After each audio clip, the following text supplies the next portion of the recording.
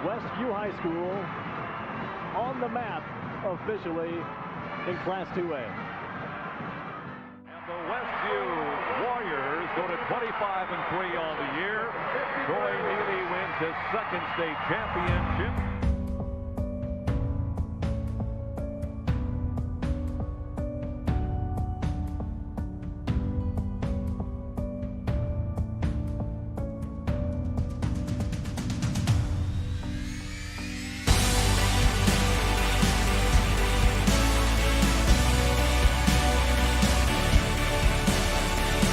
Hostetler. Oh, tough move by Scott Hostetler.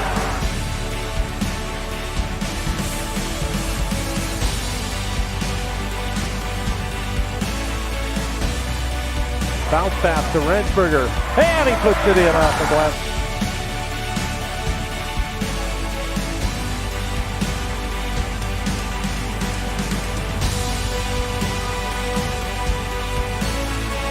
Now he'll pump it up from the left side and hit. Looking to grab. That's trouble when you find Yoder that wide open.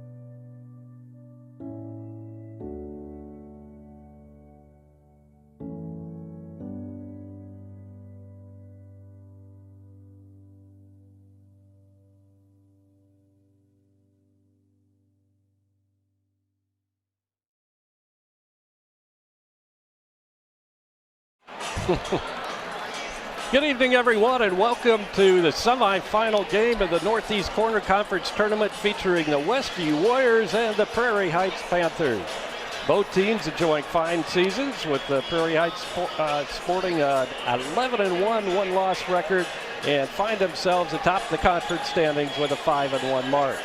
Westview brings an 8-game winning streak into tonight's game, along with an impressive 9-2 season record, and are tied for second place in the conference with the Central Noble Cougars. Central Noble, by the way, is hosting actually Churubusco tonight as they do battle down at Central Noble High School.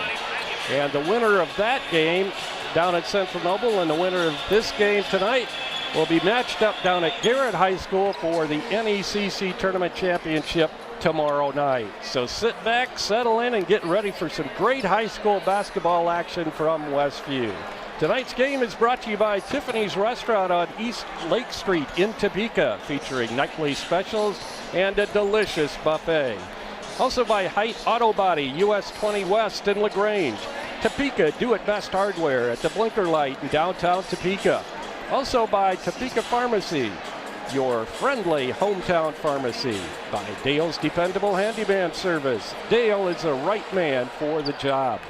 By Freedom Finish Works in Topeka, your local source for powder coating. By Lehman Insurance and Financial Group in Topeka. Their passion is protecting yours. By Jerry Standard Service in Middlebury for your automotive repair and tire service needs.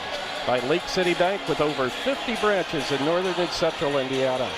Also by Topeka Clinic, introducing Yana Schenkel, certified nurse midwife, now accepting appointments. And our halftime show and gold sponsor is Weaver Furniture Sales, south of US 20 on County Road 75 North in Shipshewana.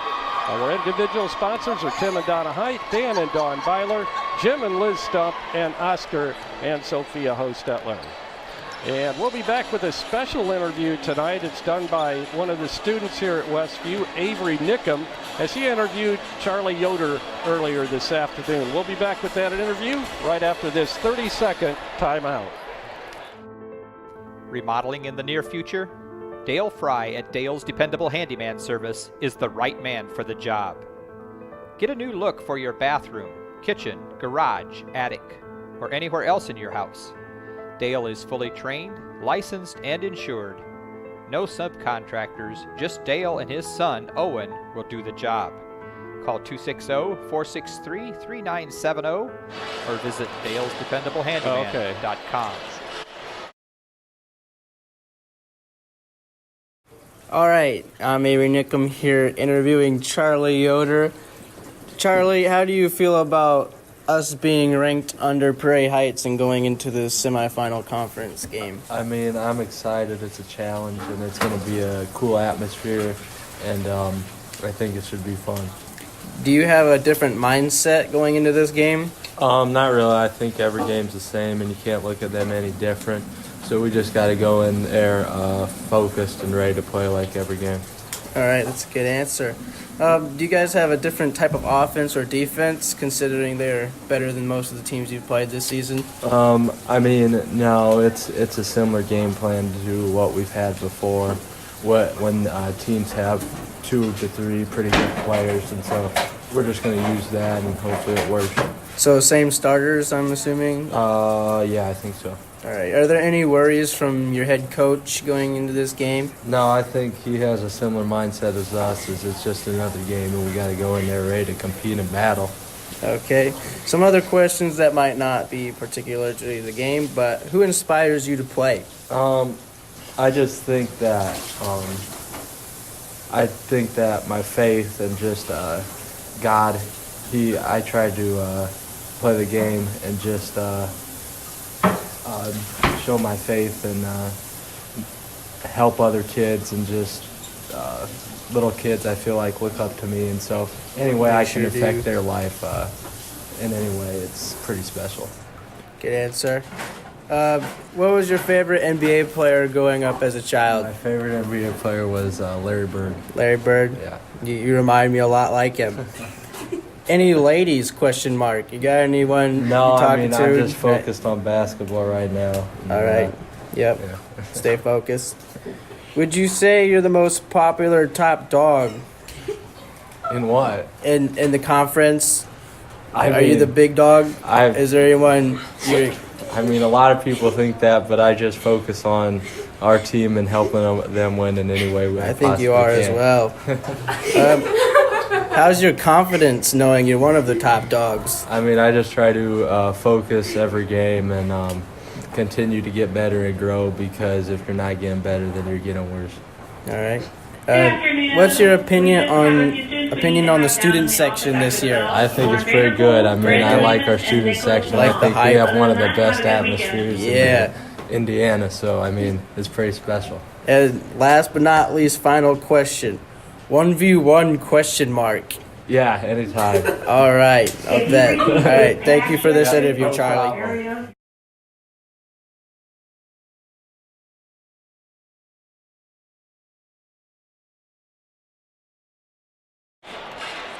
That was Avery Nickham, a student here at Westview High School, who interviewed Charlie Yoder earlier this afternoon. So thank you, Avery, for conducting that interview with Charlie.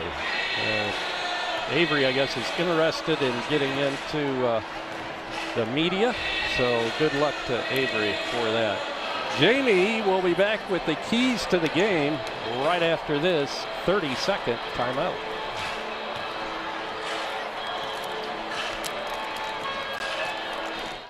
Weaver Furniture Sales in Shipshewana invites you to visit their expanded showroom filled with a complete line of solid hardwood, custom-made furniture for your entire home. You'll also find a wide selection of recliners, couches, chairs, and many more home furnishings to suit anyone's taste.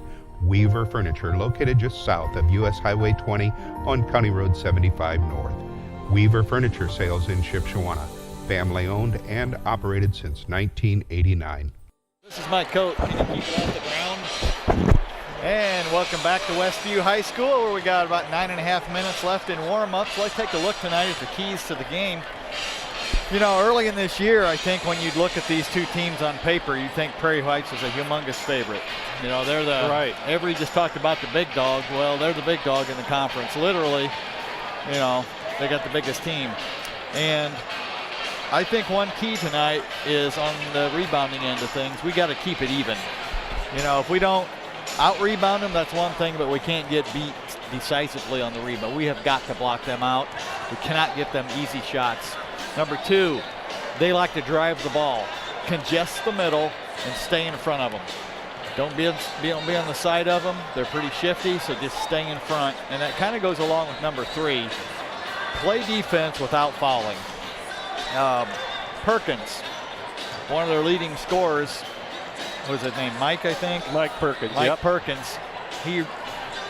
His really, really good games are always when he gets to the foul line a lot. So we got to make them hit jump shots. Don't give them easy stuff. Don't put them at the foul line. So those are some of the keys that are really easy to say, not so easy to execute. Right. Well, you throughout got the course of a game. the big. Are you done or no? Yes, okay. that's 3. You mentioned their size. They've got Malone at 6'9", and another big guy is Brandon Chrisley, who's 6'4", and they're going to be the keys that we need to block out on the boards.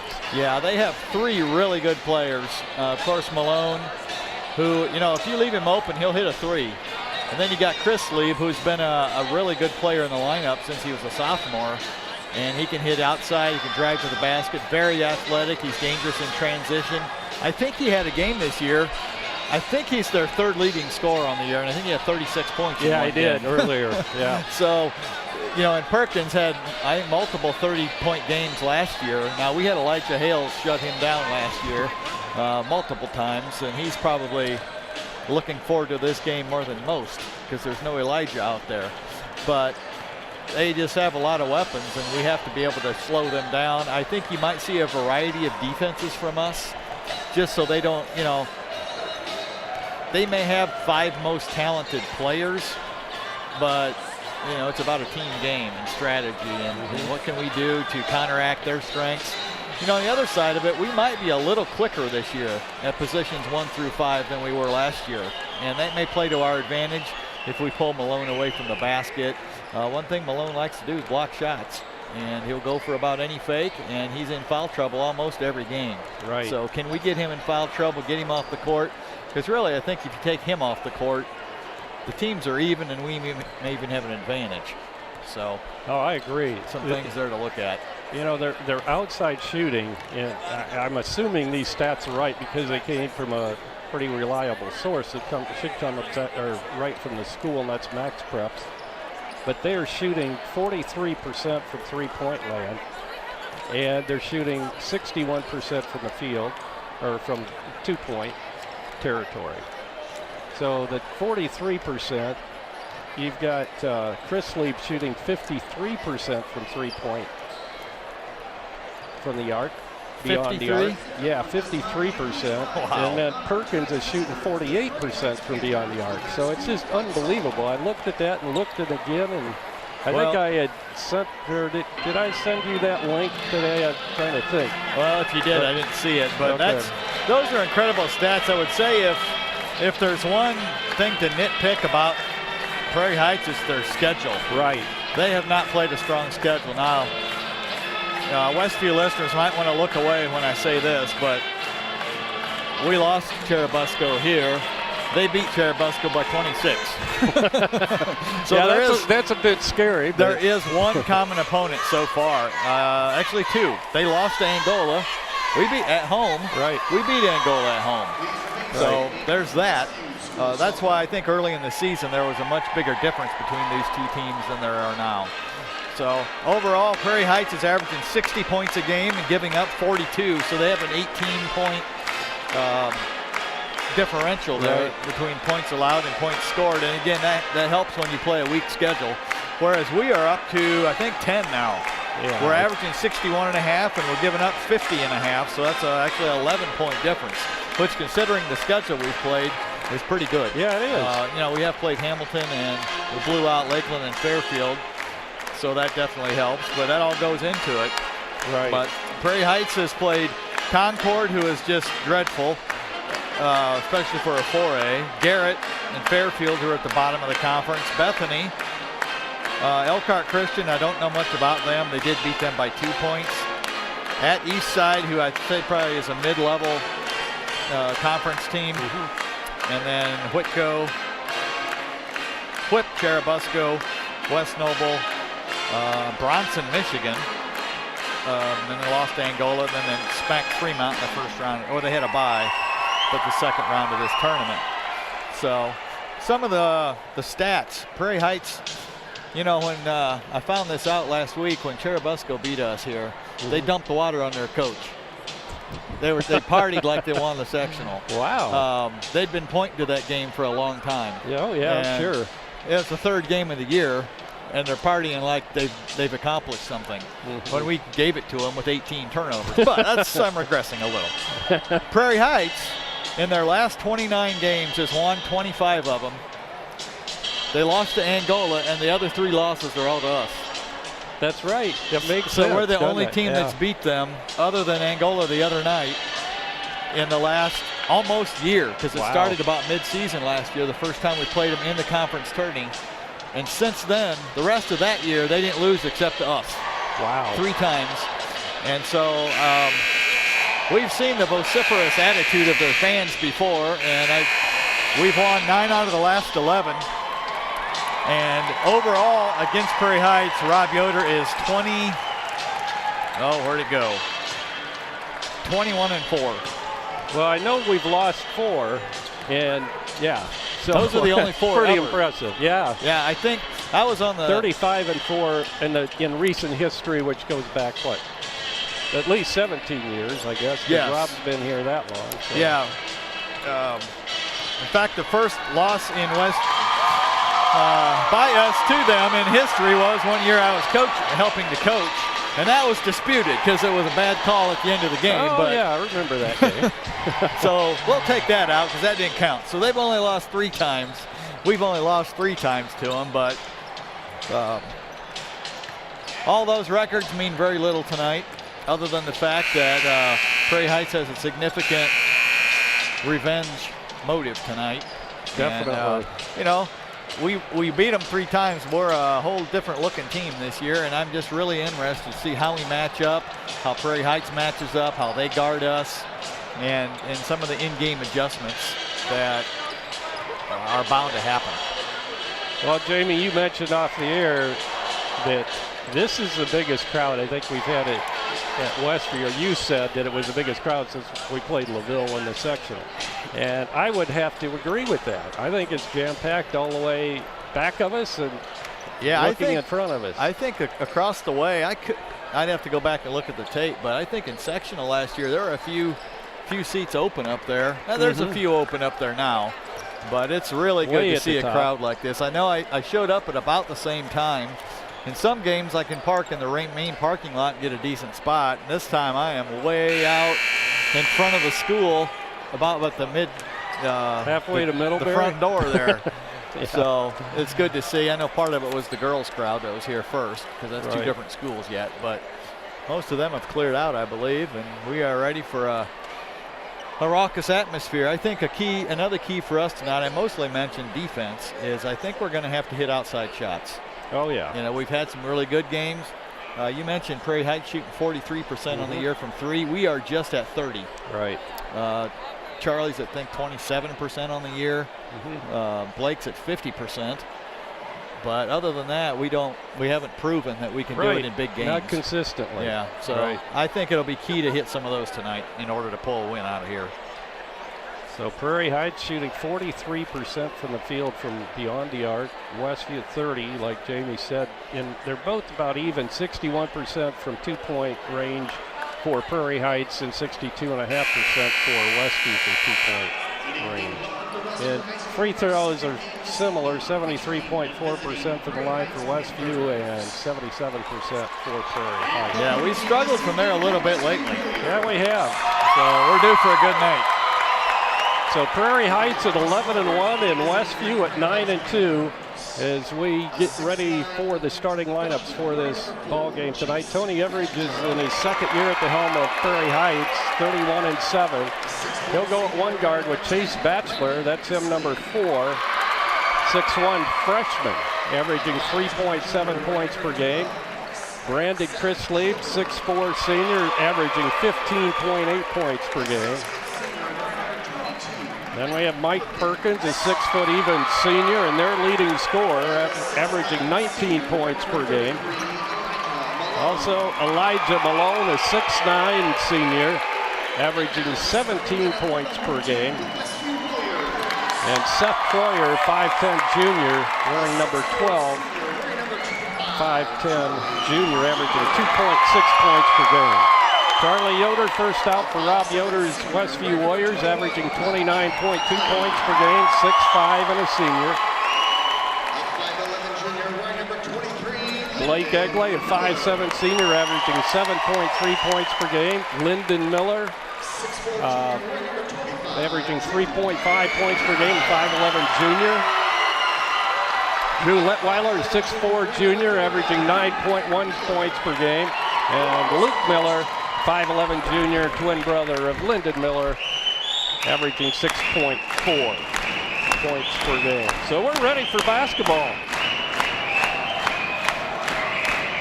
Well, this is a game I've been thinking about all day. I was doing a home inspection and trying to concentrate on that today while I was thinking about this game. But it's been a while since you've had that feeling, you know. Exactly. Of looking forward to a big game. But this is why you play. This is why you practice for these big games. And Charlie all of a sudden looks kind of small out there. I don't know whether Elijah's trash talking him or what, but Charlie just turned his head away. Tip is controlled by Westview. Luke Miller to Charlie Yoder. He'll go to Blake Egley. Not a Lyndon Miller, not a Drew on the baseline. They'll swing it back out front now. They got Chris Lieb on Charlie, which I figured they would do. He's as tall and he's athletic and he's kind of long. Chris Lieb matches up pretty well with Charlie. Just similar heights. Tall and thin. Lyndon Miller, top of the circle. He'll go to Charlie. Westview being very patient here. I'm sure both teams will probably start out in the man-to-man. Charlie had a guy wide open in the corner. Good drive. Good pass from Charlie into Lyndon, and he puts it up off the glass. Right good. over Malone, I might add. Good point. Over the big guy. With the ball is Chris Lee. He'll get it to Malone. Yeah, we're kind of in a 1-2-2. Almost a... You can see shot off the mark by Batchelor, and back come the Warriors. Charlie Yoder takes it into the paint. He'll go to Littweiler, who's left wide open, and he can't get it to go from the corner left side. Pulling down the rebound is Perkins. That would have been a big three right there. It looks like we're kind of in, I don't know, I can't figure it out. Not used to seeing this. Lyndon is playing Chris Lee man-to-man. So we're in a 1-2-1. We're in a triangle and two. There you go. We got Luke on Perkins.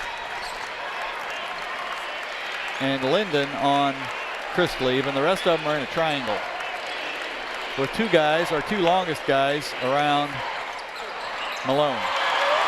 Another shot from three-point land is no good, and Charlie Yoder pulls down a rebound. Charlie fakes a shot, tries to drive. Defense collapses on him. Then he goes left side. Blake left open, and he puts it up and got it. Three-pointer from Egley from the corner left side. Well, there's our top three-point shooter on the year, percentage-wise, and almost overall. I think he's made 19 out of 38, and Charlie's made 20 out of 73. Malone inside, has it stolen away from the shortest guy on the court, Blake Egley. That's what you don't want the big guy to do is put the ball down, but Charlie drives in. Great and puts drive it up. by Charlie. Coach Everidge, Prairie Heights wants to talk things over. Down 7-0, 5:22 to go in the first quarter. Westview out to a good start. We'll be back right after this 60-second timeout. Freedom Finish Works in Topeka specializes in both steel and aluminum. Their 40,000 square foot custom powder coat facility has the flexibility to run everything from one-piece custom orders to full production quantities. They also have the unique capabilities of powder coat, blast coat, as well as other highly durable coatings. They are your local source for powder coating. Freedom Finish Works in Topeka. Call 260-593-0204. You gonna what?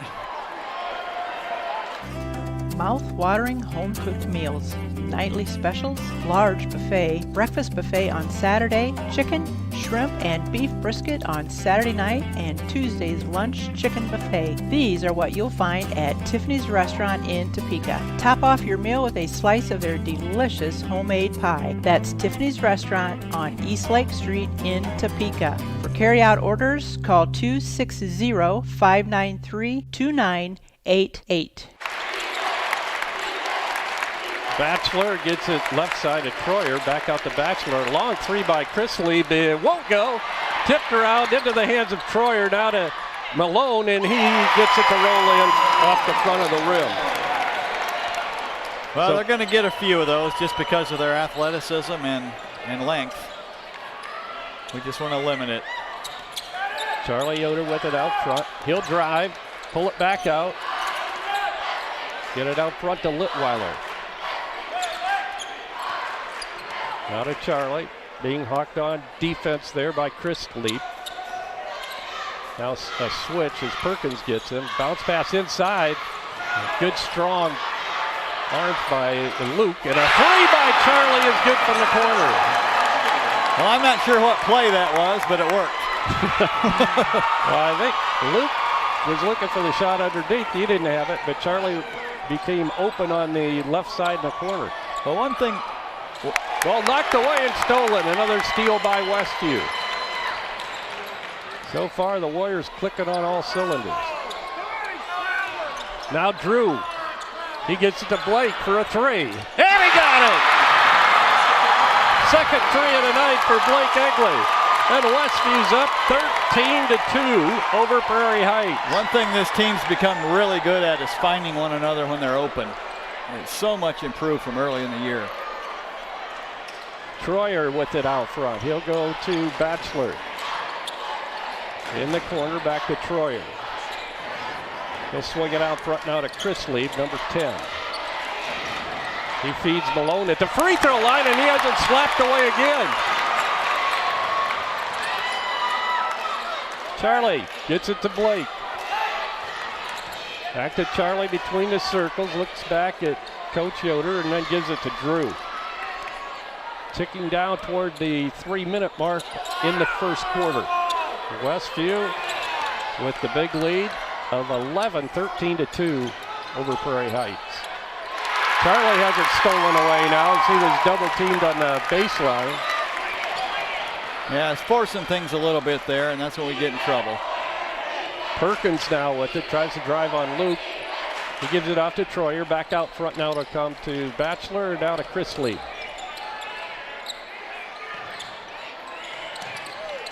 Chris Lee will force up a three, and this time he hits it.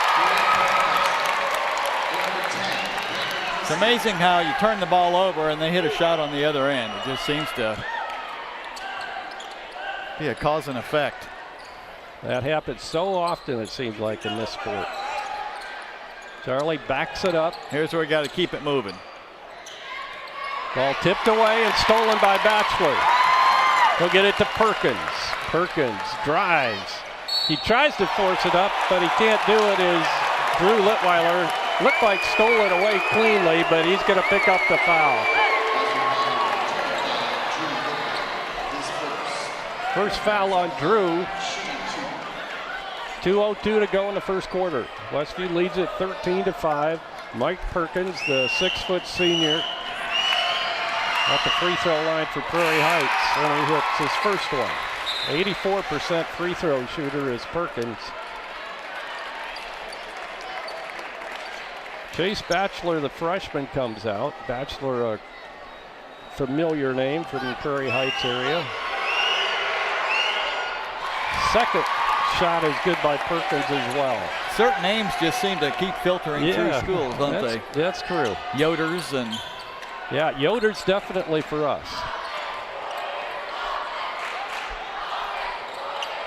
Shot by Charlie is short this time, and Perkins with a rebound.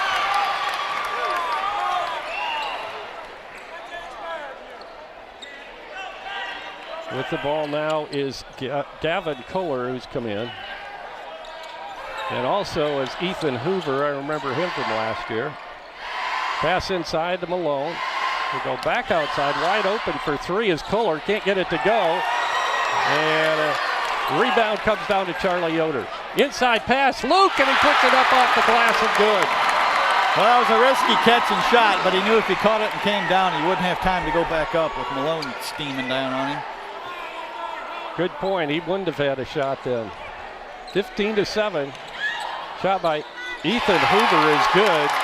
And that'll be a 2. Yep, and that's the kind of thing we're willing to give up. You got to give up something, and if they can hit those shots all game and keep them in it and win it, well, we'll hand it to them. But we don't want to give them layups and free throws. Egley to Drew Miller. Inside a minute. Well, actually all the way down to 40 seconds now to go in the first quarter. Drew Litweiler gets it to Yoder. Yeah, we may go for one here. Looks like it. Litweiler out front with Perkins on him. He'll go left side to Luke Miller. 25 seconds now to go in the first quarter. Litweiler brings it over our way. 15 seconds now to go in the quarter. Westview up by 6. Ball goes off of Charlie's hand and out of bounds. It'll be Prairie Heights ball with 11 seconds on the clock on an unforced turnover. Yeah, we keep trying to run that play, and we can't make the first pass for it. That's 2 times in a row now we've turned it over.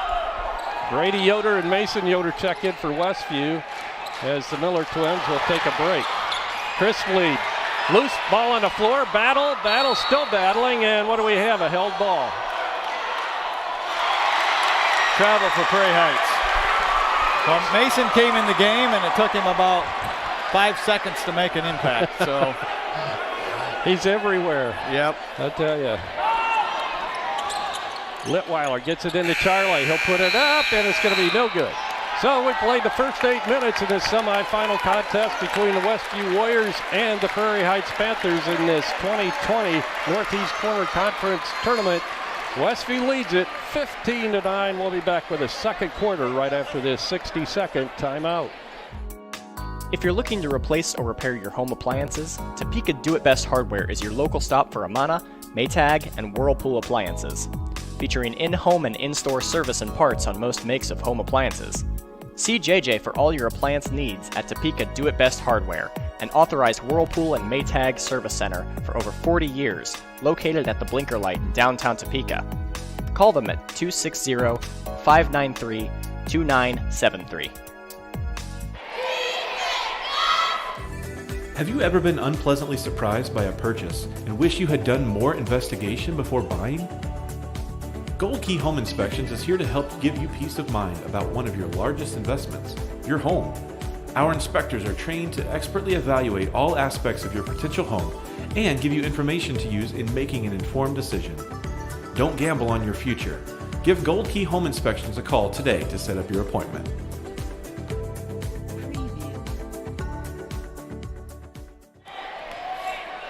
Here's what I want to see. We got Luke and Lennon out of the game, our primary 2 defenders. And how does the rest of the team respond? Can we defend as well? We'll see what happens. Perkins a long 3. It looked like it was partially blocked there, so no good, and back comes Westview with it. Brady Yoder to Charlie out front. Now I go to Blake Egley. Right side to Brady. The thing Brady brings when he comes in is a little quickness and offensive ability.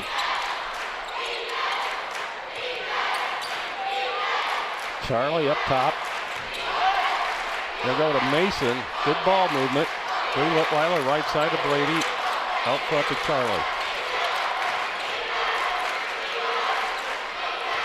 Drew drives it to the baseline and pulls it back out on the pass to Brady Yoder, down to Charlie. Good patience here by Westview. Just keep reversing it. Little by little, Prairie Heights is going to give you a little bit bigger openings. Drew trying to direct some traffic there. He feeds Charlie. Stop and go. Puts it up and it's rejected by Malone. His first block of the night. Perkins brings it all the way, puts it up and scores off the glass.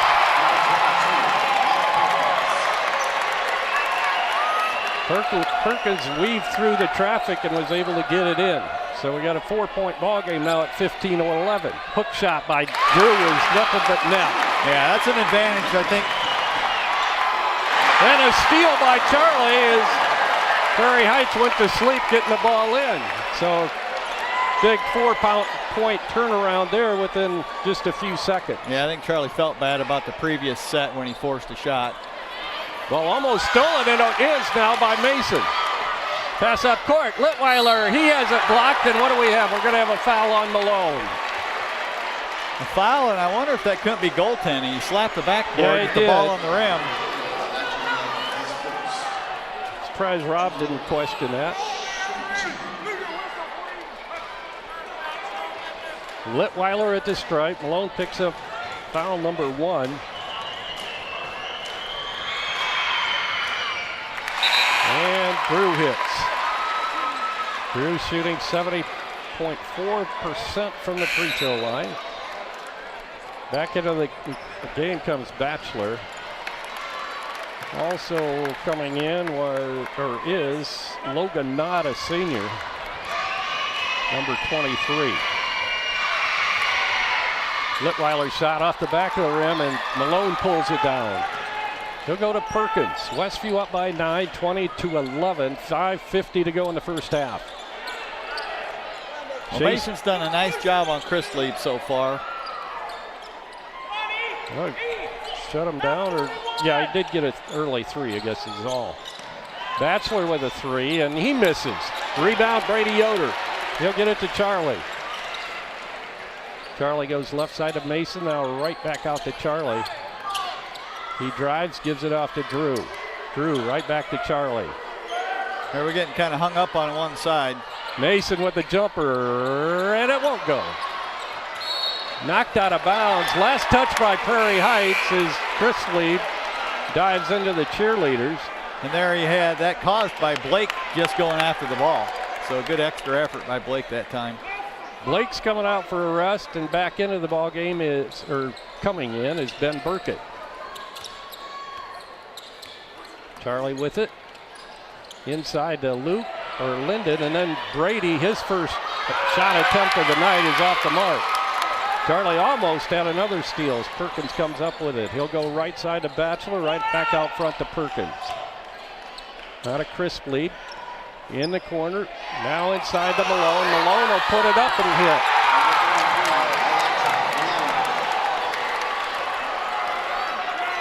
Seven-point lead for Westview. 3, no good. Blocked out by Perkins, and he grabbed the rebound. Now to Batchelor. With the ball now is Knott. Now Perkins. Perkins puts up a 3, and he hits. First 3 of the night for Perkins, and that makes it a 4-point ball game after Westview was up 9. Charlie drives the baseline. He'll put it up and have it blocked from behind, but he was fouled. Yeah, Charlie saw that time that Malone had been drawn out of the lane a little bit, and so he took it to the basket. Smart move. Luke Miller will come back into the ball game. Charlie's free throw is good. Now Luke will come in, and coming out will be Brady Yoder. Now we're bringing Luke back in because Perkins is starting to get on a roll a little bit. We need someone to come in and tell him no. Charlie, 2 out of 2 from the free throw line tonight. 22-16, Westview up 6. Batchelor with it. You see Troyer play catch. They'll lob it into Malone. He'll put it up, missed the shot, gets his own rebound, and then lays it in. Yeah, and it's a straight-up fight down there. It's hard. It's a mismatch, but good lob pass that time by Prairie Heights to get it in there. 22-18. Westview, 3.5 minutes to go in the first half.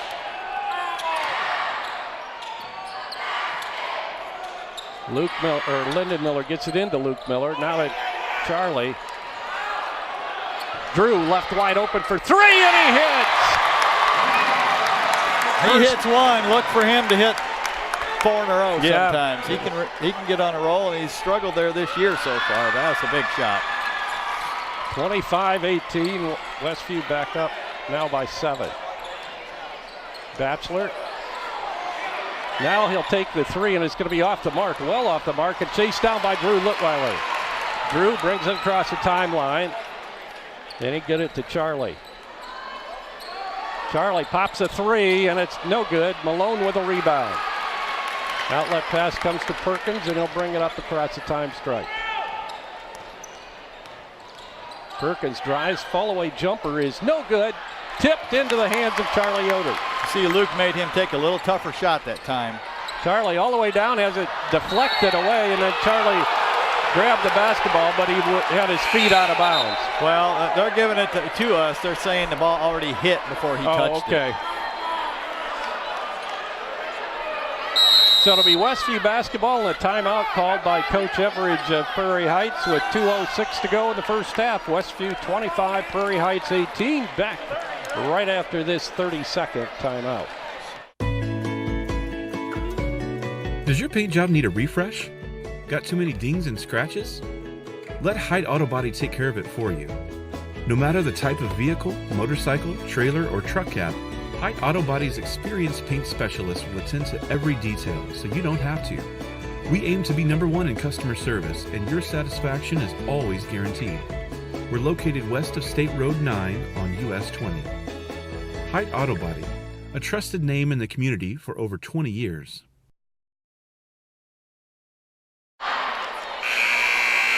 We're back, ready to resume action after the timeout called by Prairie Heights. Well, we jumped out to that early 7-0 lead. Prairie Heights called timeout, and since then it's been a dead even game. 25-18, Westview by 7. Burkett inbounds to Charlie. Now to Luke, and he has it deflected. Looked like he got fouled, no call. Perkins with a grab, and he'll bring it across the timeline. Perkins with Luke Miller on him, gives it off to Troyer. Troyer to Bachelor inside to Malone. Malone into Chris Lieb, and he'll put it up and in. Yeah, good look that time by Malone. They had instead of everybody just standing and watching, they were cutting off of his post feed that time. And that's hard to defend because we have so much attention focused on Malone. Here we're going to a little bit of a spread offense look, give him a little different something to look at. I think this is a smart move to make us move a little bit and spread them out and make them expend some energy on the defensive end. 5-point lead for Westview, minute 24 to go in the first half.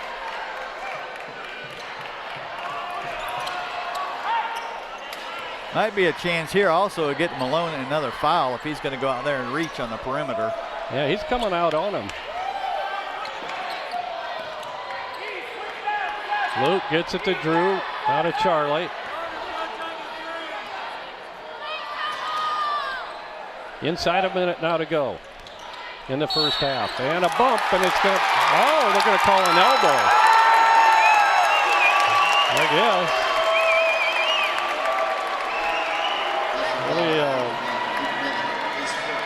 Yeah, that's a bad call. There's a lot of physical play going on out there, and he didn't dislodge him. He didn't gain an advantage. All he did is switch direction. Chris Lee, little jumper from the baseline. Oh, it rolled in. 3-point ball game. 25-22. 35 seconds to go in the first half. Litweiler with the ball way out front. 30 seconds. And now 25 seconds to go in the half. Westview trying to set it up to the last shot here of the half. We're down to 15 seconds. Drew with the basketball now at 10, and that's usually when you make your move. And now he's going to be fouled by Perkins. Yeah, we couldn't get guys in the right position. Nobody. All it takes is one guy not knowing where he's supposed to be, and the play's not going to work. Burkett gets it into Litweiler with 5 seconds. Ball knocked away. Perkins has it. He's not going to get a shot off. Or he is. It's not going to count, and it did go in anyway. So we played one half of basketball here at Westview, and it's a great ball game as anticipated. Our halftime score, Westview 25 and Prairie Heights 22. Jamie will be back with halftime scoring, and hopefully we'll get some stats out here right after this 2-minute timeout. Remodeling in the near future? Dale Fry at Dale's Dependable Handyman Service is the right man for the job.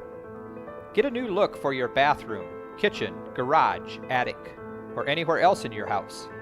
Dale is fully trained, licensed, and insured. No subcontractors, just Dale and his son, Owen, will do the job.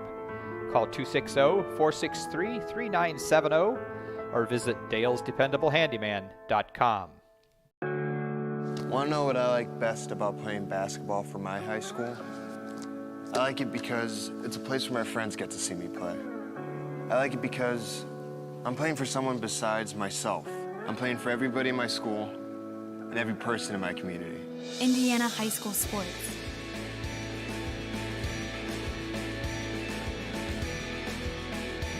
They're more than just a game. Come and see me play.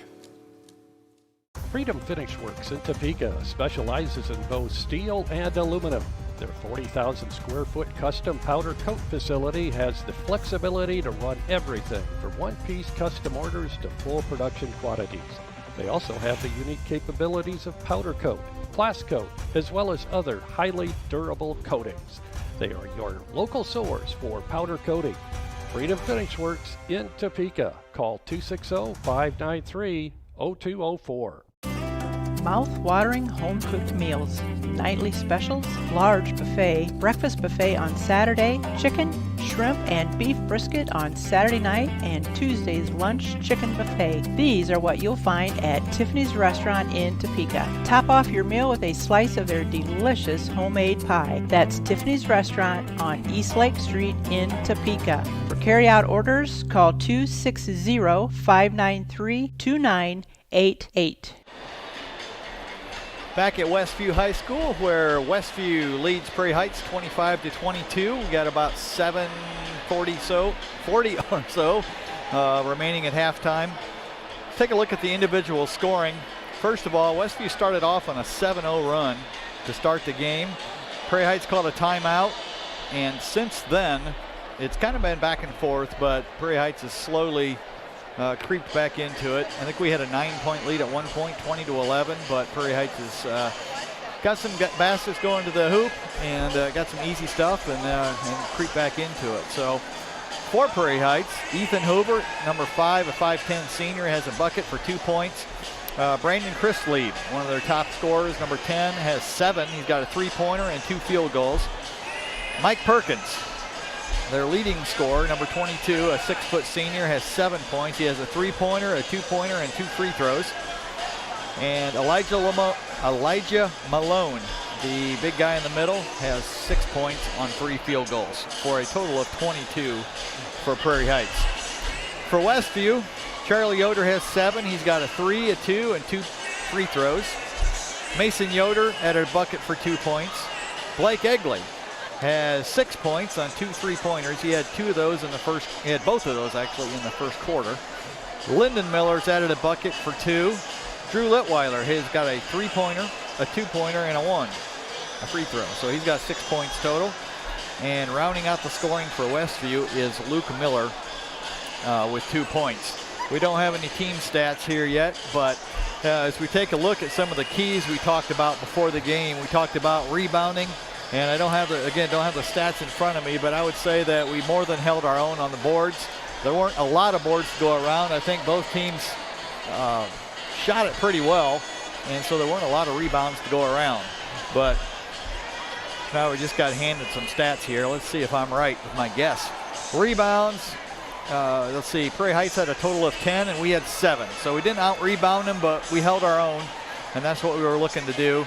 Assists, Prairie Heights has 4, we have 7. I think our ball movement tonight has been excellent, and that has led to open shots. I think it was better early in the game, and I think it got a little stagnant later in the game. Let's see, overall shooting. Prairie Heights is 9 for 18 for 50%. They're 2 for 9 from 3 for 22%. You heard Jerry say earlier that they are shooting 43% on the year, so we've held them to half of that. And the reason we're doing that is we're making certain guys take those shots. and we're guarding the guys. We're not letting them shoot it that are shooting the better percentages. So we're executing the game plan well. For Westview, we also are 9 for 18 from the field for 50%. A touch better from three-point range. We're 4 for 8 for 50%. And for the game of the free throw line, we're 3 for 4. Overall, very well played game. Westview with a 15-9 advantage in the first quarter. Prairie Heights with a 13-10 advantage in the second quarter. Turnovers have been pretty limited. Prairie Heights has 6, Westview has 5. I think most of Prairie Heights came in the first part of the first quarter, and most of ours came toward the second part of the second quarter. Westview has 5 steals, and most of those were from diving in and stealing it from Malone early in the game. Prairie Heights has 3 steals. So very well played, even game. Both teams are shooting it well, and we just have to continue to do what we're doing. By the way, I forgot to mention this halftime show is sponsored by Weber Furniture Sales. So thank them for their sponsorships and for all the halftime shows. So we will be back in 1 minute to talk about the second half and what adjustments each coach might be looking to make. So we will see you in 60 seconds. If you're looking to replace or repair your home appliances, Topeka Do It Best Hardware is your local stop for Amana, Maytag, and Whirlpool appliances. Featuring in-home and in-store service and parts on most makes of home appliances. See JJ for all your appliance needs at Topeka Do It Best Hardware, an authorized Whirlpool and Maytag service center for over 40 years, located at the Blinker Light in downtown Topeka. Call them at 260-593-2973. Do you fret about potential health hazards in your home? Is something eating away at your walls? Stop fretting and do something about it by calling Gold Key Home Inspections. We are a full-service company trained to identify wood-destroying insects, perform mold testing, evaluate the home for radon gas, and do more detailed inspections such as sewer line and thermal imaging. Don't lay awake at night wondering. Call Gold Key today to set up your specialized appointment and leave the worrying to us. And we're back at Westview. Jerry Hostetler with Jamie Miller. Good to have you along tonight. 25-22, just the kind of game we expected, Jamie. A nice close ball game with 2 very good basketball teams. Definitely. You can see the talent on both sides, and both teams are making plays. Prairie Heights didn't get rattled when they got down early, and it shows their experience. You know, they got 3 seniors in the starting lineup and 6 on the team. So they're not gonna go away. No, they're not. You know, we were up by 9, and we felt good about ourselves. And I think we had a shot to go up 11 or 12 at one point and missed it. And ever since then, it's been kind of a dogfight. So I guess their biggest lead was 9, right? Yes, yeah. I believe so. 20-11. Well, 20. No, I take that back. It was 13-2 at one point. Oh yeah, that's 11 right. We were up lead 11. early, but since then it was 20-9. And I was looking at some of the other scores. It's not gonna probably refresh for me in this packed environment. Yeah. We're not gonna get any scores. We have a hard time getting Wi-Fi in here. At least for right now. Or so a signal from our telephone. See, Blake's 2 for 2 from 3, and he gave us a boost early on. That's really key when you get a senior out there and he gets out there and does what he's supposed to do, hit shots, and he did. So I imagine we'll have the same starting lineup. I was a little worried what would happen when Luke and Linden would come out. You know, they're a little bigger, a little stronger, and we bring in, you know, Mason, Ben, and Brady, and they give us different advantages. But that defense on Perkins and Christlieb is key to this second half. And you saw them kind of get a little mojo going there in the second quarter and had some scoring opportunities. So I'm sure we'll be locked in to start this second half. Who can execute the game plan? Does Prairie Heights, you know, we wanted to make them jump shooters. Right. And we're making some of their players that aren't used to shooting them, shoot them. Will those players continue to hesitate, or will they step up and nail a few? You know, it's a little bit similar to the strategy we used last year against Andrean in the regional, where we forced, well, I remember the numbers because they're emblazoned in my mind. 5 and 22, I don't remember their names, but we didn't think they could shoot it, and they proved they could. And they won. Now, of course, we all had food poisoning, but that was still, they had to hit the shots. And so that's what Prairie Heights is going to have to do to win this game. And we're going to have to continue to have some other guys besides Charlie step up as well. Westview begins with a 3-point lead, and they get the basketball. Charlie Yoder inside to Linden, has it knocked away, regains possession. Blake with a quick three off the mark. Charlie goes up over Chrisley for the rebound, but then it's deflected away and into the hands of Troyer, now to Perkins. Yeah, he had a player open, but his pass got tipped, and Troyer now put up a three, and it's in and out. No good. It looked good, but it rimmed out, so Westview gets a break there. You can see right there, one of their other players was aggressive taking that shot and almost hit it. Charlie puts up a three. Long rebound comes out to Luke. See, Blake was wide open there and didn't take it. Charlie on the baseline. He'll pass it out to Blake. Now to Luke, Luke again. Now to Charlie on the right side. Out front it'll come to Litweiler. Luke open out front. Now goes to Litweiler right side. You see they have Malone on Luke, because Luke at this point is not a threat to shoot from outside, and so Malone's really sagging off of him. Luke drives, puts it up on the runner, can't get it to go. Perkins with a block out, grabs the rebound. Yeah, kind of a tough in-between shot right there, but Batchelor to Troyer, back to Batchelor. Troyer now with it. Drives it to the high post right side position and passes it off right back to Troyer to Perkins. Long three, quick three by Chrisley. Didn't even square up, and he misses, and the rebound comes down to Drew Litweiler. So once again, Westview has a chance to stretch their lead. Linden fakes the three, then goes down low to Charlie. Charlie has it knocked away from behind, regains possession, and we have a held ball. It's going to be Prairie Heights ball. Yeah, he's got to get out of that corner, or that, not really the corner, but that spot. That's just, and Linden's got to shoot that shot. If Malone's going to play 10 feet off of him, he may not notice that he's facing the other twin, but he is. And Linden's more of an adept shooter out there than Luke. That's true. Yeah, looking at their faces, you really can't tell the difference. Batchelor lobs it inside to Malone. He'll put his, and the basket's going to count. At first, when I heard that whistle, I thought they were going to call Malone for lowering that shoulder.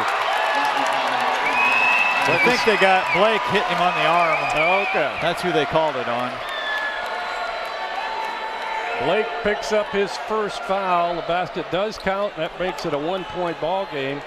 And Malone goes to the stripe. He's at 86% free throw shooting. And he hits that one. I thought I might jinx him if I said that, but it didn't work. We'll keep trying. 25-25, we're all tied up. 5.5 minutes to go in the third quarter. Almost stolen. Blake pulls it, and it's blocked on a three-point try by Malone. Blake, right side. Litweiler drives, puts it up. He's hammered.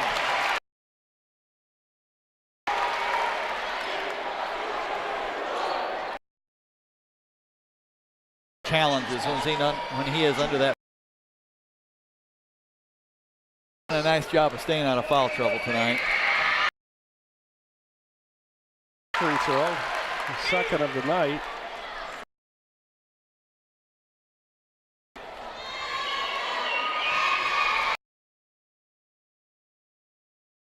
He throws short.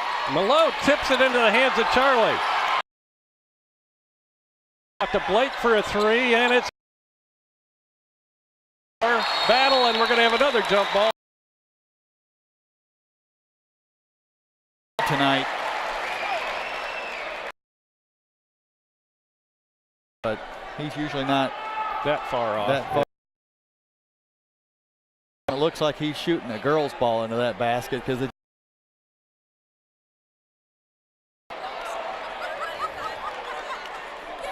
Yeah. Blake is our best three-point. It's inside Drew. He'll put it up. Missed the shot. Looked like it was partially blocked by Chris. Inside 5 minutes now to play in the third quarter. Troyer with a three from the corner. And then he took advantage of it. First points of the ball game for Well, we just got to keep our composure. When we were way ahead, good shots, and Litweiler jump. The best scoring option is going to Drew because they're he wants to get to. 20.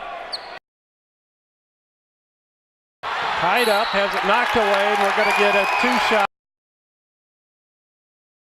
It's going to go against Charlie. That'll be his.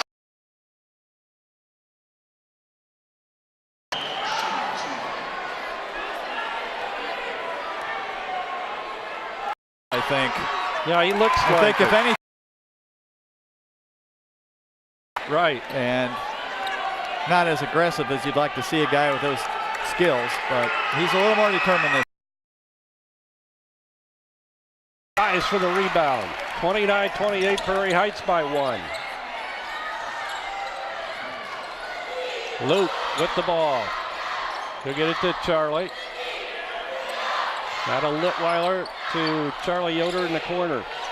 He'll get it out front to Drew and now to Luke. He'll drive, put it up, and he got it. They were not ready for that. Yep, they challenged Malone. One now. Three by Chrisley, or by Troyer again is good. Well, he's got a nice looking shot. I think we're going to have to respect that a little more and throw it into Malone and help down rather than try to discourage the pass.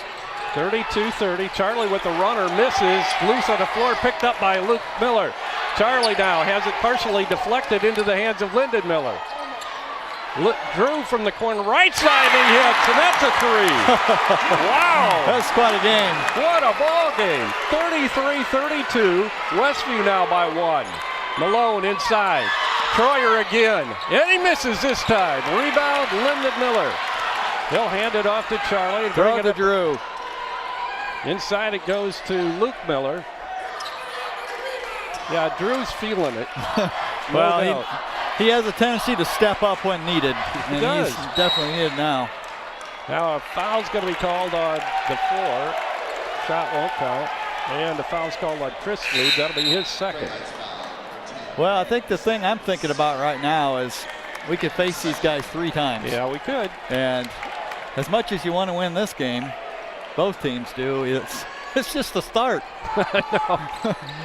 Yeah, this could be a really grueling 3 matches. Yeah, in a couple weeks we get to head over to Brushy Prairie for a rematch. At their home place. Drew Miller, Lyndon Miller, now Drew Litweiler rather.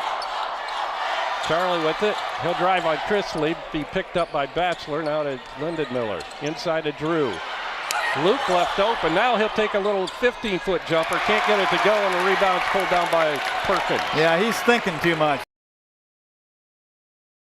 Knocked away, but then Malone picked her up and jams it home. Luke just ran by Coach Yoder, and I think he said, shoot the ball. Right. If he didn't, he probably should have. Yeah, right? you got to, or you gotta do something different because you're very valuable out there. And Charlie now puts up a 3, and it won't go. Crashing in there, Malone could be called for a foul, but the ball's picked out of there by Lyndon Miller to Luke Miller. Boy, Troyer almost had to steal. Charlie, now Lyndon. Boy, almost every pass Charlie throws in there, they are just tipping because they are reading his mind. Yep, ball knocked. Well, we have a foul called, and that's going to go against Prairie Heights. This time it's going to be Perkins. Perkins' second foul.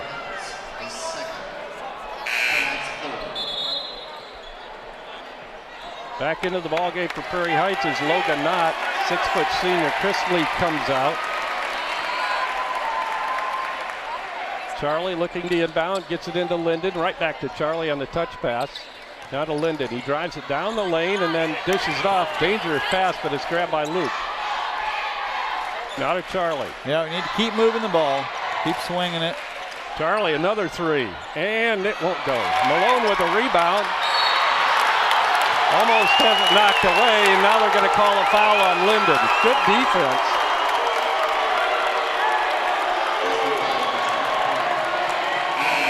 Linden's first foul of the game. Now Mason's going to come in for Linden. Mason Yoder into the ball game for Westview. So now we have Luke Miller out there, Drew Litweiler, Brady Yoder, and Mason Yoder and Charlie Yoder. 34-33, 64 seconds to go in the third quarter. Troyer. Batchelor now, it goes over to Knott. Back to Troyer out front. Perkins, Batchelor. Troyer inside, Malone puts it up, misses the easy shot underneath, and it's tipped into the hands of Brady Yoder. One of those games where I'm popping up off my seat. I know, we need like Bluetooth instead of cords. Oh, almost stole it. Good job by Drew to grab that basketball. Oh, take it in, Luke. Charlie. Three is good! Charlie had a little more time that time and was able to get the right arch on it. 10 now for Charlie. 36-34. Westview up 2. 15 seconds to go in the third quarter, and Westview, or rather Prairie Heights, will be content to try for the last shot of the quarter. And we're down to 5 seconds. In the corner, Batchelor has it stuffed right back in his face by Charlie, and out of bounds.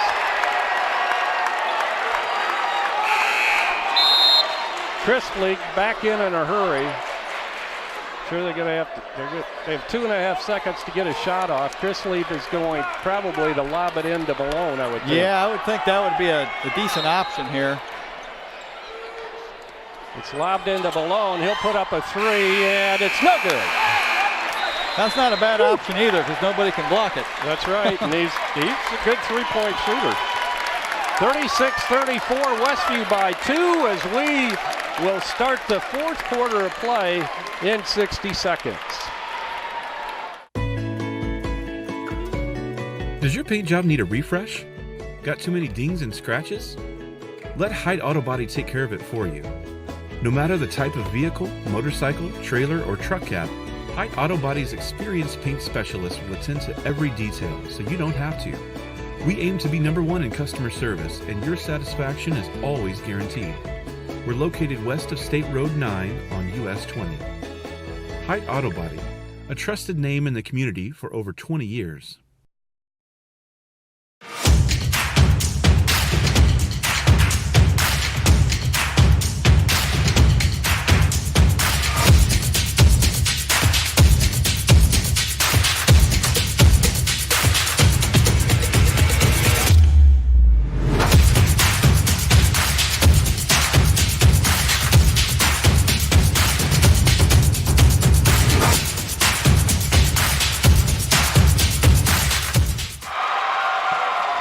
Chrisley will inbound for Prairie Heights to begin the fourth quarter. What a ball game we have. I'm sorry that you're having to watch it on Liguana Media rather than being here. Yeah, this is pretty neat. We're happy to have you, no doubt. This is a great part of this position as I'm up close and center. Troyer another three, and it's off the mark. Hits the back of the rim, and the rebound's pulled down by Drew Litweiler. Charlie gets it up to Mason. Back to Charlie. He'll get it out front to Brady. Left side to Mason Yoder. Good ball movement. Now Drew Litweiler puts it on the floor. He'll put it up off the glass and got it to go. I think Drew really feels confident with that matchup down there. High point game now for Drew this season. 24. Westview. Batchelor hits a three, the freshman. His first points of the game. And there's one of those guys that, would have to. Troyer doing it in the first half. That's so right. Can they continue to do that? Will we change our strategy? Prairie and Batchelor have gotten their threes. Charlie puts up a three, and he hits. Over Chrisley. Well, Charlie kind of lulled him to sleep for a while because he missed a bunch, but now he's hit 2 in a row. 13 now for Charlie. 41-37. The difference between Charlie and those guys on Prairie Heights is when he misses 5 in a row, he knows the next one's going in. They hope it might. Ball mishandled by Malone, picked up by Brady. He'll give it to Litweiler, and he misses a shot, but he's fouled. He'll go to the charity stripe shooting a pair. That'll go against Batchelor, and that'll be his second. Well, Prairie Heights has won the last 2 quarters, so it's time for us to win one here. That's true. 12-11 in that third quarter and 13-10 in the second. Drew can't get the free throw to go. He'll get one more. Yeah, we got to make free throws. This is going to kill us if we don't start. Drew is 70% free throw shooter on the year. And he hits that one. Timeout called by Prairie Heights. It'll be a 30, 42-37 is our score. Westview by 5, 6:19 to go. We'll be back in 30 seconds. I don't think of this as a high school weight room. It's more like a high school classroom. I'm learning how to manage my time here. I'm learning that it's important to have goals and that it takes persistence and commitment to reach them. And I'm learning that the best way to lead is by example. Indiana High School Sports. They're more than just a game. Come and see me play. And we're back. 42-37 is our score. Westview by 5. The winner of tonight's game will gain berth in the championship game tomorrow night down at Garrett High School against either Central Noble or Cherubusco, and we'll try to get an updated score. Pass inside from Malone to Batchelor, and they put it in easily. Yeah, we lost track of our defensive responsibilities on that one. Prairie Heights putting some pressure on. We break it fairly easily. Brady wide open on the baseline. Oh, it won't go. Knocked out of bounds. Last touch by Chrisley, but it'll be Westview basketball. Good hustle play by Mason there. Caught a break.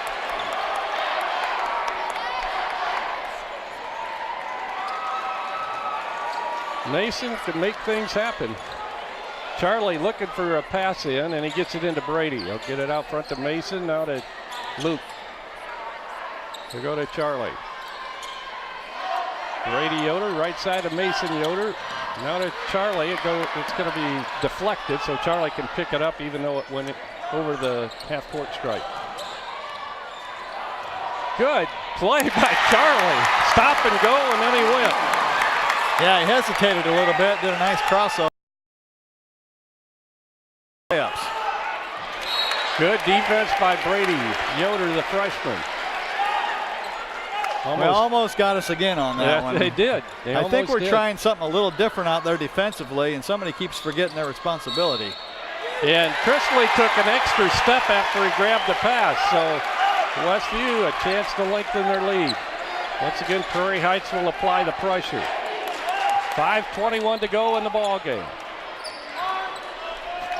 Yeah, Prairie Heights in looks like a 2-2-1. Litweiler to Brady. Luke to Drew Litweiler. Inside to Brady. He'll whip it over to Mason for 3, and it's going to be long.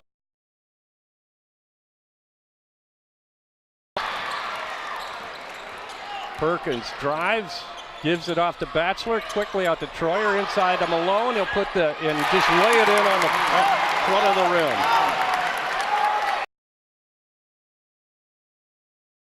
Point ball game, Westview. Litweiler goes to Charlie Yoder. Well, it just turns into a helter-skelter. I like our chances. I think it's going to open up scoring opportunities, and as long as we can defend. Mason gets it to Charlie. 4:23 to go in the fourth quarter. Away except right at the beginning when we had a 13-2 lead. Yeah, we just need to be patient. There's really no hurry. I mean, we're ahead. Right. Mason out front, deflected out of bounds. It'll stay in the hands of Westview as Troyer came over on defense. Lennon coming back in for Mason. Whew, I got to remember to breathe. Yeah. basketball when you're having to focus on breathing at a big game. Exactly. Well, while you pass them out. Charlie to the baseline. Out front. Brady will put up a three, and it's long. Good blackout by Charlie on the offensive board, but he stepped out of bounds. Oh, chasing it down.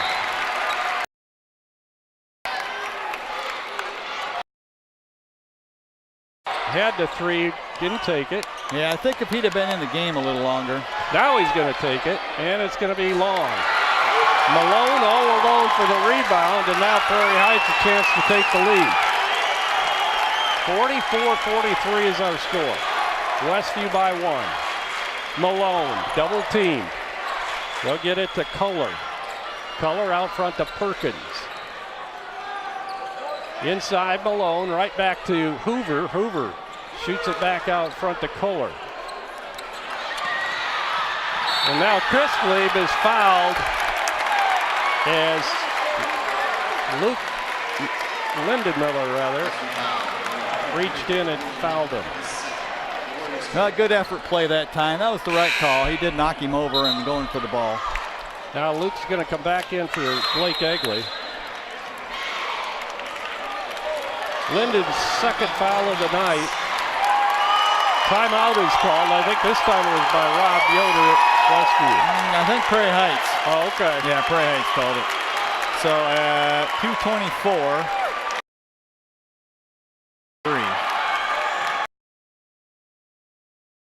Right after this 30-second. I don't think of this as a high school weight room. It's more like a high school classroom.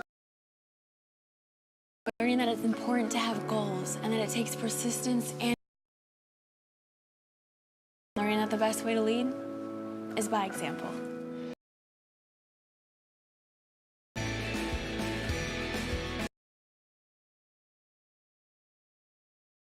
Come and see me play. Westview High School, and I tell you, this place. Yeah, this. You know, right. when you have crowds like this and games like this, really both teams have played well. Both teams have offensive weapons. Lob inside to Malone, puts the move on Charlie.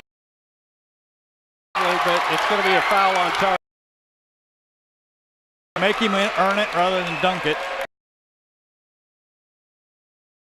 That'll send Malone to the line. As I said, he's a good free throw shooter. 80. Yeah, he can't get that one to go. As I mentioned. He's an awesome free throw shooter. I would be surprised.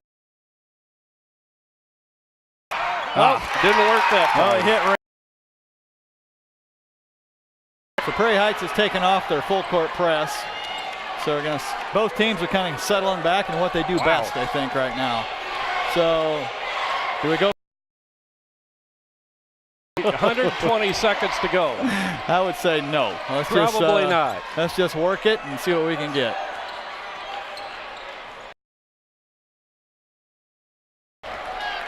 Actually, a lot. Malone's going to just kind of hang in the middle. I don't think we're going to get anything real easy. Minute 40 to go. 44-44 in the fourth quarter. A lot of fours up there. Prairie Heights with 14 fouls on the scoreboard. Yeah, I think we might be thinking. It looks like it now. Minute 25 to go. Brady Yoder, Charlie Yoder, the Miller twins, Lyndon and Luke, and Drew Perkins, Chris League, Malone, and looks like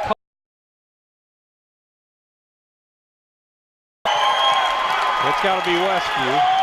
They had the ball. I think we're at the point now, if we would shoot in that score right away, Prairie Heights would hold for the last shot. That's true. And they're harder to defend because if you reach out too much on them, they're going to lob it inside. Exactly. So I don't know what I think our best strategy is to try to hold for the last shot if we can. 72 seconds isn't really that long. No, it isn't. if you're Prairie Heights, I think you're going to want to force the issue a little bit. I saw him tugging on Blake Egley's jersey over there in that timeout, so I'm thinking maybe we're going to just try to hold the ball, then call another timeout and get Blake in the game. So we got him ready to go.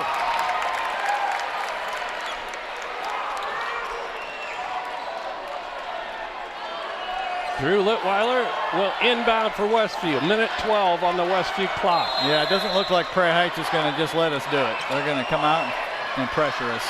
Batchelor, they're trying to double team. Brady, Charlie. Charlie holding out front now, minute and 2.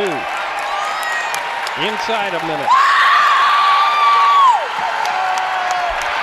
One thing that would make this better or worse, depending on how you look at it, if this was sectional. Exactly. Yeah, we don't know the outcome yet. Charlie drives it, gives off left side to Luke Miller, and now we have a whistle and a foul's going to be called on Priestley. They got 2 to give yet, so they can be pretty aggressive. Or 1 That's more right. to give until we shoot. Each team with 5 fouls. Inbounding as Drew Litweiler gets it into Charlie. Charlie brings it up across the timeline. 30 seconds to go in this ball game. 44-44 Westview and Prairie Heights all tied up. On the line, a berth in the championship of the Northeast Quarter Conference 2020 tournament. 15 seconds to go. I think we're just going to run it. 9 seconds, 8 seconds. Timeout called. 6.5 seconds on the clock. Timeout. We'll keep it right here. It's going to be a full timeout. I don't know if I can handle overtime. I don't know if I can. Well, here's where us not having one, a really quick penetrating guard can hurt. Right. Tough to break down the defense. Brady does that about as good as anything. But we got the ball out of Charlie's hand that time and tried to run a play, and we couldn't get it back to him. So I'm sure Coach will draw something up here that'll at least get us a shot. And what do you think? we'll see Charlie? what happens. What? So get it to Charlie or Well, use him as a decoy? And we get like it to run Blake? that play where he comes off the wing and drives the middle, then kicks it on the wing. If they help on him, we kick it to Blake. I don't know if we got enough time to run that play, though. 6.5 seconds. That'll go fast. I don't think we do, but we'll see. And, Prairie Heights can be aggressive. If they see a man getting around them, they can grab him, and they got a foul to give. I was going to drink the rest of my Pepsi, but I better save some just in case we have a half overtime. Yeah, it's kind of looking like that, but we'll see. We've already had, if we had any game winner, yeah, we've had 1 game winner this year. Right. Maybe we ought to bring Ben in. Yeah, that's right. Burkett. Into Charlie, 5 seconds. Charlie with 3. And we have a foul. Priestley, that's got to be close to being 5, isn't it? It's 3. 3, I guess. 3.5 seconds now. Quickly into Charlie. 2 seconds. He'll take the 3. And it's no good. We're going to overtime. We're going to overtime. 44-44 after regulation. In the semifinal game of the Northeast Corner Conference Tournament from Westview High School. What a ball game it's been from start to the end of regulation so far, and I'm sure we're going to have a whale of a overtime. Yeah, that last 2 minutes and 24 seconds, the score was 1-0, Prairie Heights. Wow. Of course, we held it the last 2:10, so that's kind of. We'll take a 30-second timeout. We'll be back with the overtime right after this timeout. Remodeling in the near future? Dale Fry at Dale's Dependable Handyman Service is the right man for the job. Get a new look for your bathroom, kitchen, garage, attic, or anywhere else in your house. Dale is fully trained contractors. Just Dale and his son, Owen, will do the job. Call or visit dalesdependablehandyman.com. And we're back, getting set for overtime. Looks like Well, I was going to say both teams with their original starting lineups, but we have Brady in there. Right, yeah. Both teams smiling. I think there's mutual respect out there for both, among the players, and they know how hard they've all fought. And tip is controlled by Prairie Heights. Into the hands of Chris Lee, but now Perkins. He'll work it right side to Troyer. Batchelor right back to Troyer. Inside to Malone. He tries to put it up, and he's fouled. That's going to go against Charlie. That'll be his third. And that will send the big guy. The great free throw shooter, Malone. Exactly. Their best. And he misses. He's really shooting 86% on the year? That's what it said. Huh. Online. Well, he hasn't shot him in games like this. No. And that makes a difference. Second shot in the air, and that misses.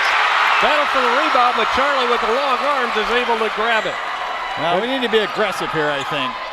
Holding the ball really kind of takes you out of your offensive rhythm. Brady has that thing. He needs to shoot it. I know he's missed a few, but he's very capable of hitting that thing. Charlie with the three, and it's going to be off the mark. Looks like it might have been deflected. Malone all alone for the rebound. So now Prairie Heights with the ball. Perkins goes right side to Troyer. Troyer in the corner to Batchelor, right back to Heights. Are they willing to take him in these situations? They've missed a couple. Yeah, it looks like they're a little timid to take those shots because they're left wide open. Malone tries to put it up, and he scores. Yeah, Drew had his hand on the ball that time, and it still went in. Right. 17 now for Malone. 46-44, Prairie Heights by 2 with 2:38 to go in the overtime. I think we need to try to get Drew involved. It's been a long time since he's had a look or a shot or even held the ball. Yeah, really. I mean, I don't think they're really covering him up that much. Well, they are fronting him in the post now, which is making it harder for him to get it, but he's got a freshman on him. If we can get him in the post somehow. Charlie will drive it. He'll force inside, then give it off to Brady. He'll swing it back out to Drew Litweiler to Lyndon Miller. Now to Charlie on the baseline. 2 minutes to go in the overtime. Westview down 2. Minute 58.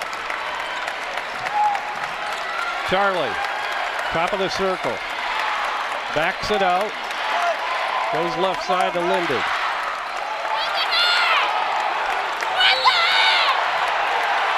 Yoder. Charlie Yoder. Now we have a whistle, and a foul's going to be called on Prairie Heights. And that was on Batchelor.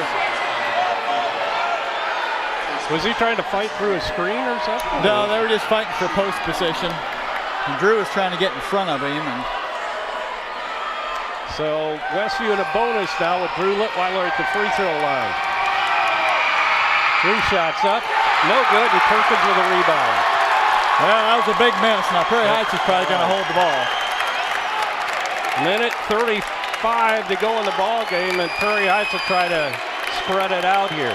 That's going to be hard against our defense to hold the ball that long, I would think. Perkins now with it.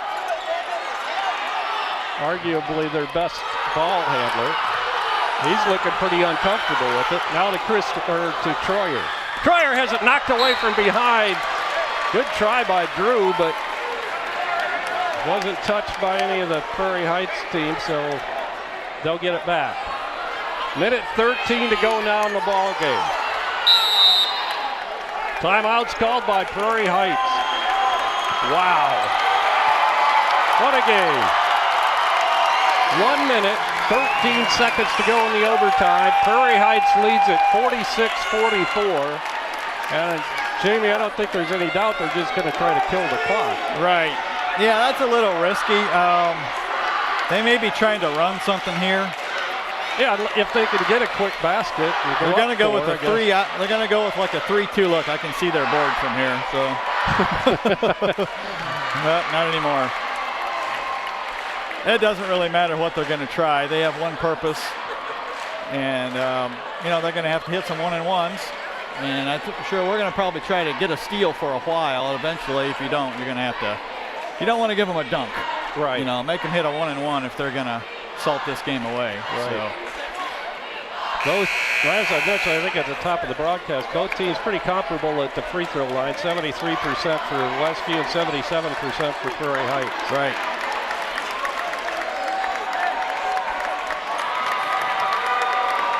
Both teams out of their huddle now as we get set to resume action. Prairie Heights will have to inbound, and they'll inbound right in front of Roger Yoder, the official scorer here at Westview.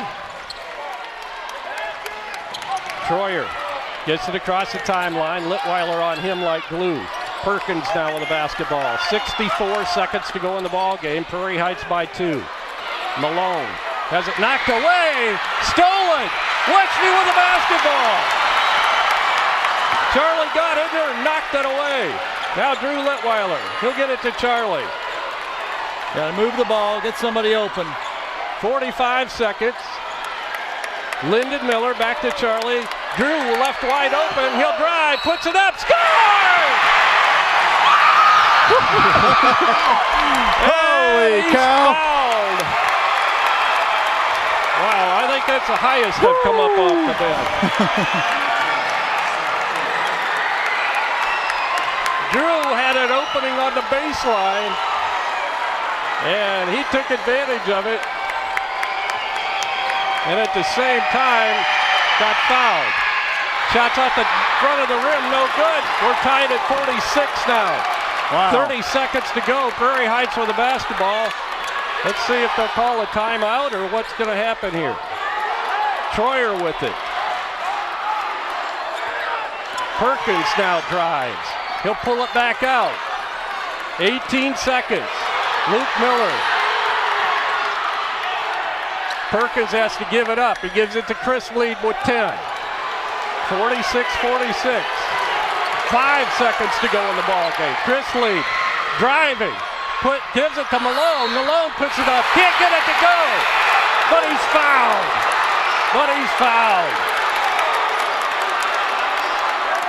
Probably 2 of the biggest free throws this kid has had this whole high school career. So that puts Malone at the free throw line with no time on the clock, and he has 2 free throws coming. I think they're going to add a little time. I think 4/10 is what I heard him say. Okay, that's 4 seconds, isn't it? I'll take it. Oh, there we go. Okay, 4/10. That's a half a second.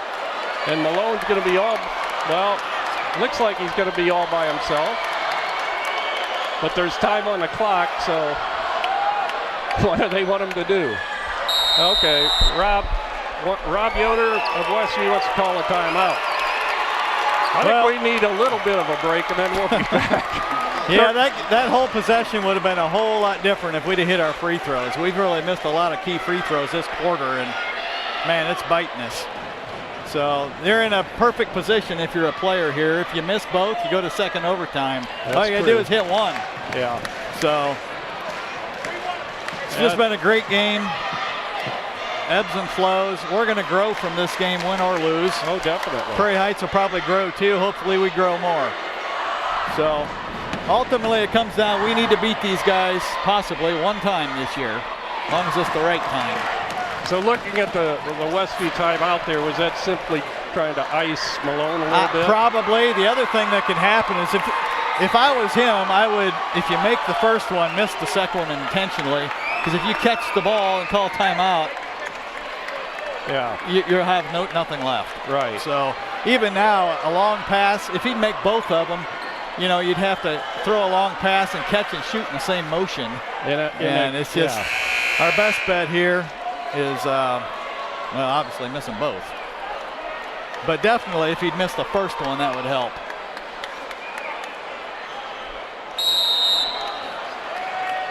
Now a timeout. Another timeout. We're really going to make Malone think about it, which is smart. Yeah, Rob's pretty notorious for that. Now, if this is a 1-and-1, I'd feel a lot better, but he's going to be relaxed knowing he just has to hit one. And he's already missed, what, 3 tonight? Yeah. His shooting, or his free throw percentage is dropping a little bit. I think it seemed like there was one other player, well, not who's seen a little bit of time tonight, had an 86% free throw shooting percentage, and Perkins was right up there with 84. This reminds me of the sectional we played against them, about 4 years ago? When we won 48-46. That's right. Can't remember if it was overtime very or similar or not, but yeah, really. That's when we had, was it 4 freshmen starting? Oh, it would have been. Yeah. Elijah's group, that was Elijah and Cody and Josh, Nick. And that's the year that the other bachelor played on Prairie Heights. Yeah, and they had a veteran group. Perkins guy or somebody. There was familiar names that are on the team or were on the team. This year, Phoenix, I think, is one of them. So here's Malone, and he misses. They'll have one more opportunity. Otherwise, we're going to go. We call another timeout. This is why Rob holds his timeouts. You know, Malone, just looking at him, he looks pretty cool. I mean, he doesn't look like he's bothered by anything, but that's... Yeah, well, you see coaches do this in football, too, icing the kicker. Yeah, exactly. You know, the fact that he's missed 4 tonight has got to be going through his head right now. I mean, even the Prairie Heights coach is smiling. This has just been a well-coached, well-played, everything. I mean, it's just been an enjoyable game to watch. Yep, really has. Both sides. Players making plays on both ends. And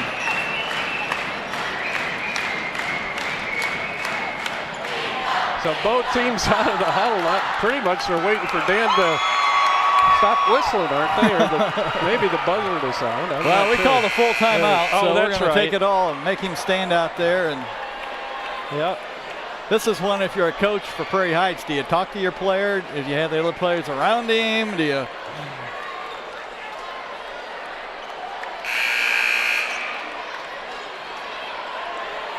Well, do you have enough Pepsi for double overtime? I don't think so. I think I polished it off. Yeah, I did. Once again, Malone. Shots up and good. 4/10 of a second. Littweiler with the long baseball pass, and it's going to go out of bounds. So it'll be Prairie Heights basketball inbounding, and it'll be underneath their basket. Yeah.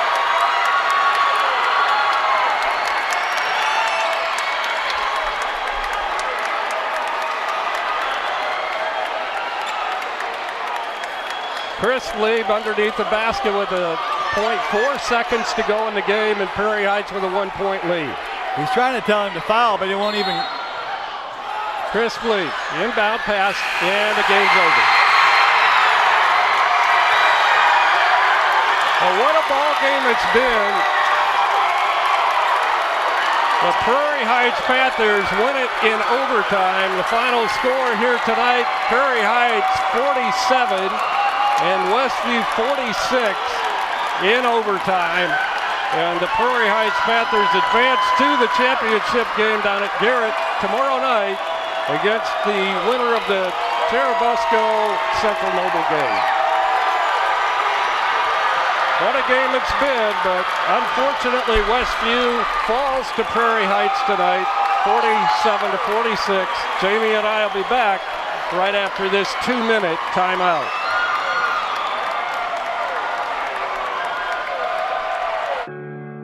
Want to know what I like best about playing basketball for my high school? I like it because it's a place where my friends get to see me play. I like it because I'm playing for someone besides myself. I'm playing for everybody in my school and every person in my community. Indiana high school sports.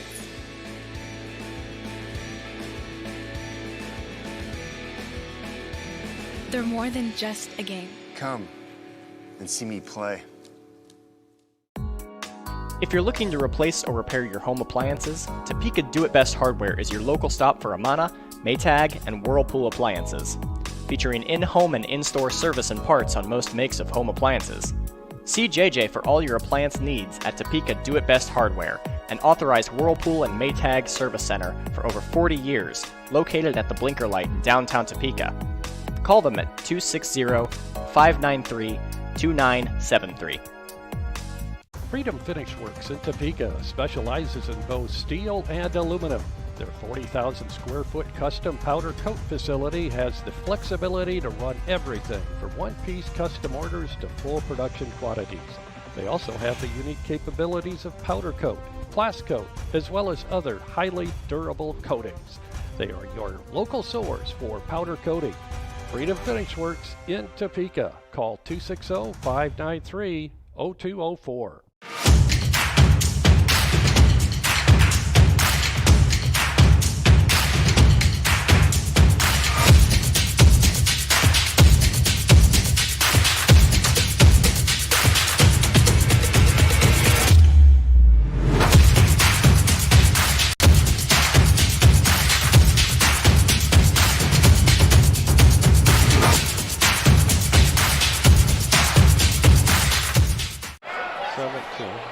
Okay, we are back at Westview for, well, we've just witnessed a tremendous basketball game. Unfortunately, Westview in overtime falls 47-46. Let's take a look at the scoring real quick for Prairie Heights. Chase Batchelor, a 6'1 freshman, had 5 points. Ethan Huber had 2. Brendan Christlieb added 9. Seth Troyer added 6. Mike Perkins, their leading scorer, was held to 7. Elijah Malone had a great second half. He had 6 in the first half, 12 in the second, for a total of 18 points, including the game-winning free throw there with 4/10 left on the clock. And I thought an important thing they did, as soon as he made that free throw, he rushed and guarded the inbounds pass, which made the inbounds pass extremely difficult for Drew. Right. For Westview, Charlie Yoder ended up with 17. Mason Yoder had 2. Blake Egley added 6. Lyndon Miller 2, Drew Litweiler with, I think, a career high 17, and Luke Miller with 4.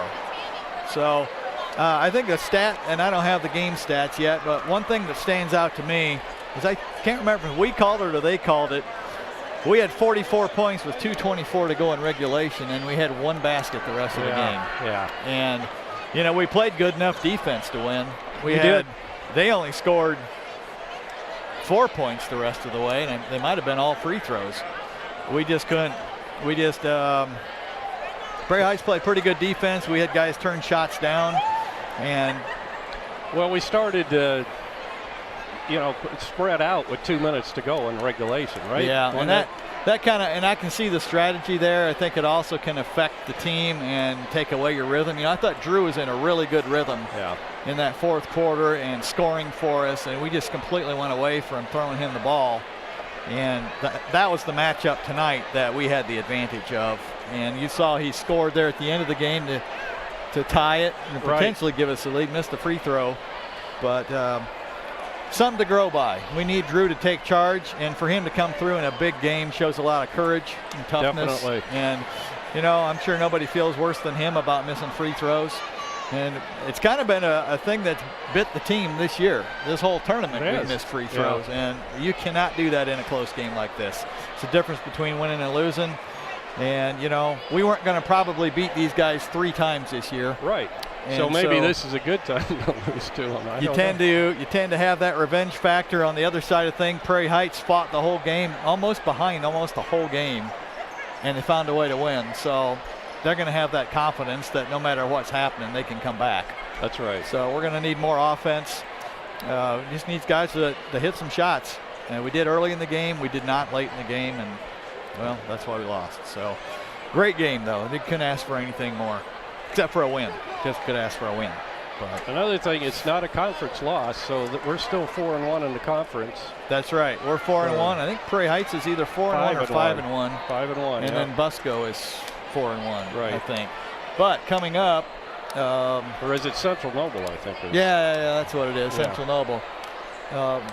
Prairie Heights has to play Central Noble, and I think they lost to Angola, but they've already played Cherubusco and beat them. So yeah, we got 5 teams with 1 loss right now. Hard to believe Fairfield's got 1 loss. I know. But well, they played Hamilton. They've played the lower end of the conference, Yeah. so that goes to it. So, anyways, great game, back and forth. Just didn't have quite enough. Very entertaining game, no doubt. disappointing for the Warrior fans. Sorry we couldn't bring you better news from Westview here tonight, as Westview falls in the semifinals of the conference tournament by a score of 47-46 in overtime to the Prairie Heights Panthers, and they will move on. We don't know the score of that game. Yeah, I might be able to get a signal now with people clearing out of here. Yeah, I even had one, so I think we should be able to get one, but it didn't load. So yeah, this game went pretty quickly until the last half of fourth quarter and overtime. Then it got downright intense. Yeah, it did. So great ball game tonight. Glad you could join us. We'll be back with you next Friday over at Fairfield for another matchup with the Fairfield Falcons, and I'm sure they'll be looking for revenge after that. What was it, a 25-point victory or what? 29. 29. No, 31. 31. I think it was 75-44. Yeah, that's right. You're right. 75-44. So we'll see what happens. And yeah, they'll probably have a little different strategy than what they employed this game. But, you know, we'll go back to work. And, you know, last year we had kind of what you consider the big three. You had Elijah, you had Nick, and you had Charlie. And this year we're up to where we kind of got the big two guys you can rely on game in, game out. And I just think we're still kind of searching for that combination, at least, of guys. You know, the other night Brady came in and had, 12 points? Right. His best game of the year. Yeah, tonight it wasn't there for him. And so it makes a big difference. Yeah, it sure does. This, let's see here. Yeah, I still have, somehow it's still pulling up my Tuesday scores. And Ryan hasn't come out yet with the stats. I don't know if he's going to make it out or not. I was kind of curious to see what we shot from the free throw line, but we might not get that. I know we just, doesn't really matter. We didn't make enough. Nope, we were a couple short of winning this ball game. So we're over at Fairfield. Do we have a game the next night then? Saturday? I'm trying to think. I haven't even looked that far ahead. I've got the schedule here somewhere, though. And let's see, next Friday. It only goes through Friday on here, but okay. I think I've got our sheet here. Here it is. Yeah, we play Fairfield, then Garrett. Oh, back to back. Garrett, yep. So two games in a row on the road. And then East Side. So, yeah, this is our travel part of our schedule. Yeah, we got 5 games in a row on the road now. Oh, no. 4. If we would have won tonight, we would have had 5 in a row. Correct. We'd have been at Garrett twice in a week. Yep. So at Fairfield, at Garrett, at East Side, which I might add, all winnable games. That's right. And at Gary Roosevelt, which will be an interesting That's a experience. Daytime game. Daytime game, yeah, 1 p.m. Is it? Okay. Yeah, I think it's at, oh no, it says 3 p.m. Okay, I'm not sure whether that's correct, though, because I was thinking it was at 1. Then we got to determine, is it Central Time or is it Eastern Time? I know, I've already asked that, and I don't even think Darlene knew what time. So I do not have any scores yet from Busco and Central Noble. They haven't even posted ours yet. So all right. Anyways, I guess we're not going to get any stats tonight, but that's okay. The only stat that really counts is the one on the scoreboard. The final score, yeah, that's right. 47-46.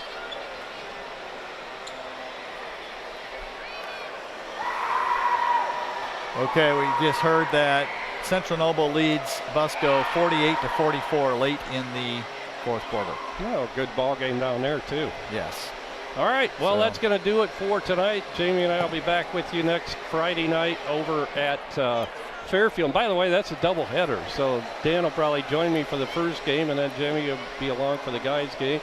So we hope you can join us. We'll go on about 5:45 from Fairfield High School. And I did have a conversation today with their athletic director, and we will not be doing live video next Friday from Fairfield. It will be a delayed streamcast and video, but we will be on live with our audio from Fairfield. So once again, no live video next week from Fairfield.